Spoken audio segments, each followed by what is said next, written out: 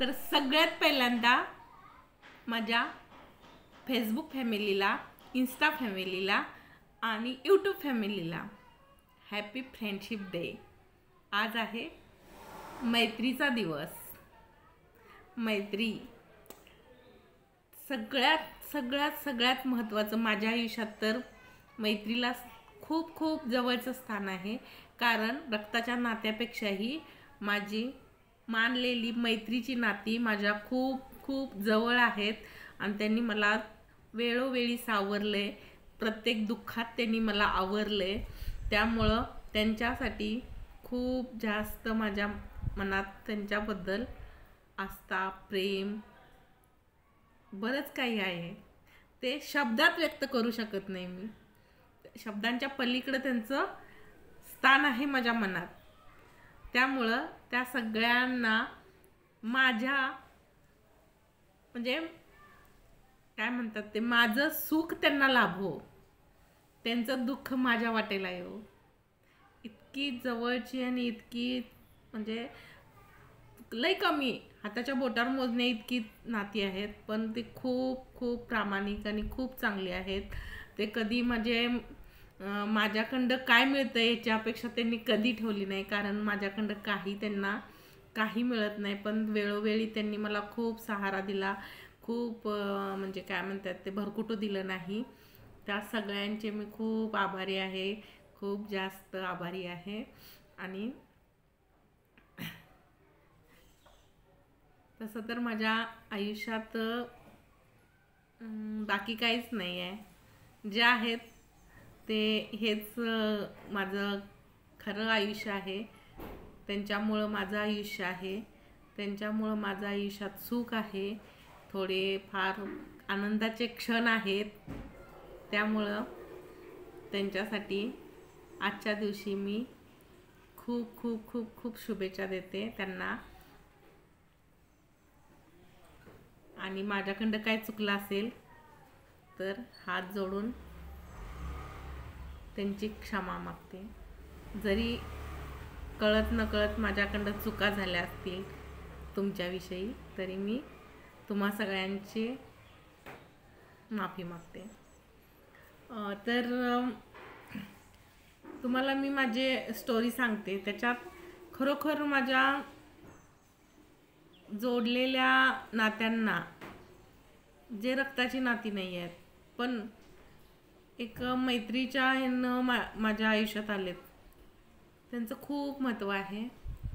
कारण मी तर वयाच्या 21व्या वर्षी ग्रॅज्युएशनला होते. अजून ग्रॅज्युएशन कंप्लीट झालं नव्हतं. त्यावेळी मी लव्ह मॅरेज केलेलं. एक अपंग असून मी खूप मोठा निर्णय घेतलेला. त्यावेळी घ्यायला नको पाहिजे होता हे आत्ता इथं ह्या स्थितीला कळतंय. पण त्यावेळी योग्य वाटलं ते मी केलं आणि मला खूप स्ट्रगल करावं लागलं. त्यामुळं खूप जास्त स्ट्रगल केलं मी आयुष्यात. कारण ते मी माझी चूक मानत होते. ज्यावेळी मला त्रास व्हायचा त्यावेळी मी असं मानत होते की हां, मी हे चूक केले, ही चुकी केली, त्यामुळं मला ह्याची शिक्षा रूपात हे भोगायला मिळते. आणि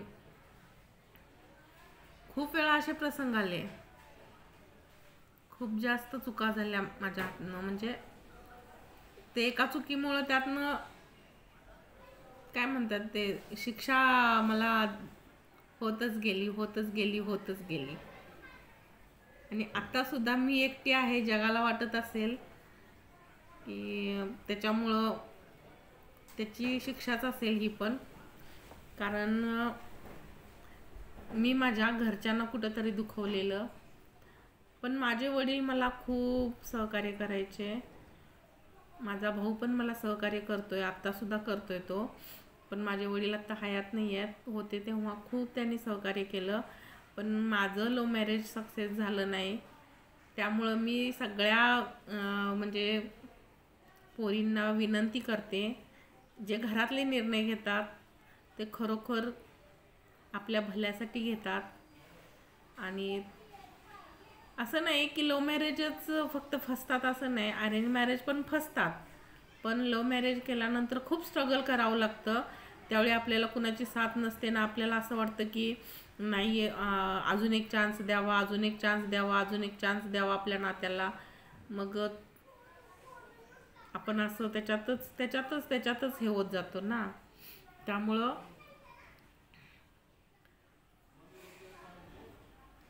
किती वर्ष सांगू का, 15 वर्ष मी सगळं झेललं. आणि मला वाटतंय की माझ्या अपंगत्वामुळं पण थोडंसं ते घरच्यांना वाटत होतं की हिच्यापेक्षा चांगली मिळाली असती. बरोबर आहे, त्यांचं असेल कदाचित, काहीतरी आपल्यात कमी असेल असंच मी मानते. इतकं करून पण आपल्यात काहीतरी कमी असेल, काहीतरी हे असेल.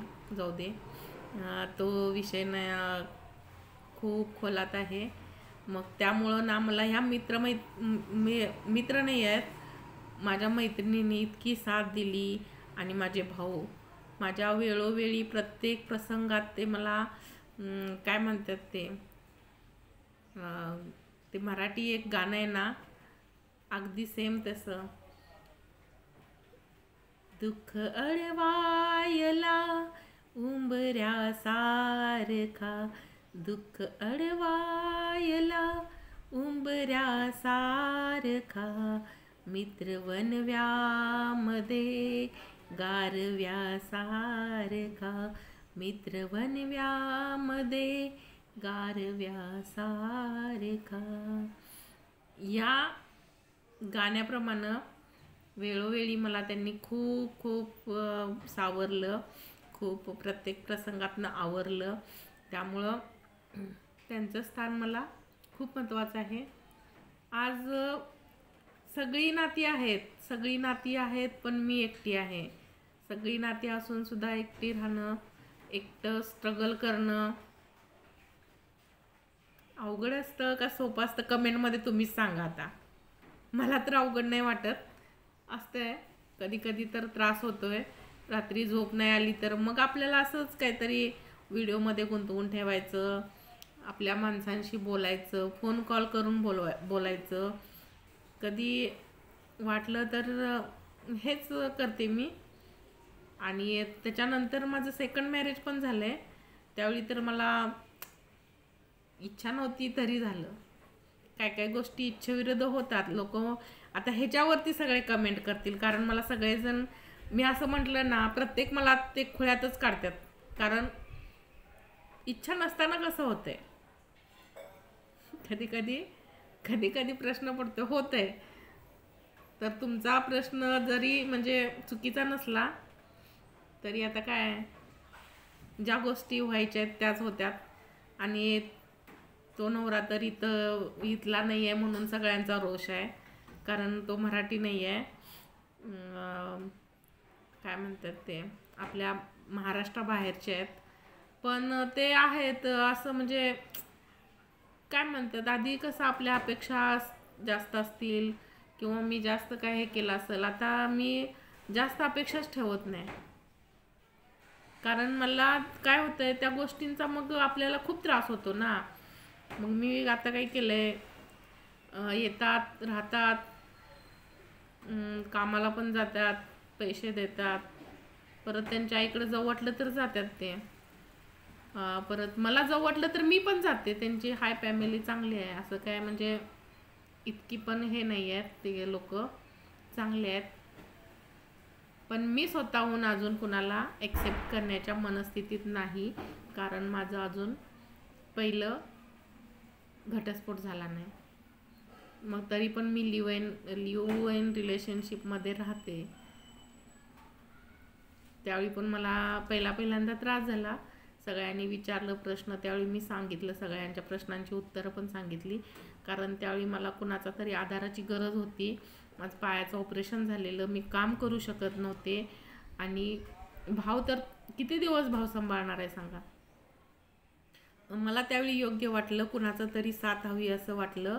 मग ते म्हणजे 2 वेळचं पोटाचं तरी माझं प्रश्न मिटतोय ह्या अपेक्षेनं मी फक्त त्यावेळी त्यांच्यावर विश्वास ठेवला. आणि ते आता विश्वासास पात्र आहेत. असं काही नाही आहे की पण इथल्या लोकांना असं वाटतंय की मग इथल्या लोकांच्या ह्याच्यात केलं असतं तर काय म्हणतात ते काहीतरी नावावर पैसे वगैरे ठेवले असते. पण माझी अवस्था बघता कुणी मला स्वीकारलं नसतं. कारण आता कसं आहे सांगू का, आजकाल पुढच्या माणसाकडं काहीतरी अपेक्षा केली जाते आणि हे तुम्हाला मान्य करावंच लागेल, कारण ते आहेत सगळ्यांना बिना अपेक्षेचं. फक्त पोटासाठी म्हणतात फक्त. तुम्ही ते समजून घ्या आता. पण पोटासाठी म्हटलं तर ते काय फक्त पोटासाठी करून घेत नाहीत. खूप त्यांच्या अपेक्षा वाढतात नंतर, आणि त्यांच्याकडं पैसे घेतल्यावर तर वाढणार. त्यापेक्षा मी आहे अशी एकटी आहे, काय ते बिना पैशाचं काय म्हणतात ते ठोकरं खाते, पैसे नाहीत म्हणून म्हणजे प्रत्येक गोष्ट मन मारून जगते. मान्य आहे मला, कारण कसं आहे, त्यांच्या हक्कात राहणं, त्यांना पाहिजे तसं जगलं तरी सुद्धा ते पहिल्यांदा एकदा माझी फरफट झाल्या. त्यांच्या म्हणण्याप्रमाणे वागून सुद्धा आपल्या आयुष्यात फक्त दुःख आलंय. त्यामुळं आता ते मी विचार करायचं सोडून दिले. दुसऱ्यांच्या मनासारखं वागून सुद्धा पदरात फक्त दुःख चालले. तर मित्र असे आहेत माझे, खूप म्हणजे चांगले आहेत, आणि त्यांच्यामुळं माझं आयुष्य आहे. शेवटी मी जाता परत म्हणते, त्या सगळ्यांना जे माझे म्हणजे मित्र म्हणजे मैत्रिणी आहेत, खूप जास्त जवळचे आहेत, त्यांना परत एकदा मैत्री दिवसाच्या खूप शुभेच्छा. व्हिडिओ आवडल्यास लाईक करा, कमेंट करा आणि जास्तीत जास्त शेअर करा. ह्या व्हिडिओवरती जास्तीत जास्त लाईक आल्या पाहिजेत, आणि नवीन असाल तर चॅनलला सबस्क्राईब करा.